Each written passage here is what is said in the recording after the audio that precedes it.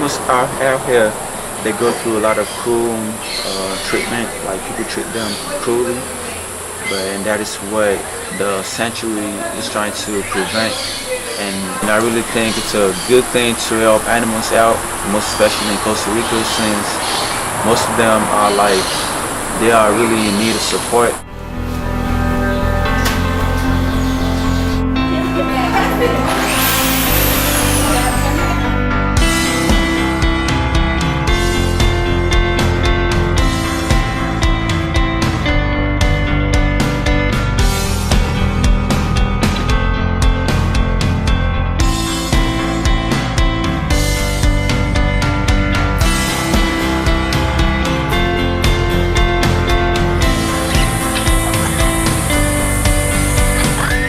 I remember also cleaning cages, like scrubbing the floor and feeding the animals.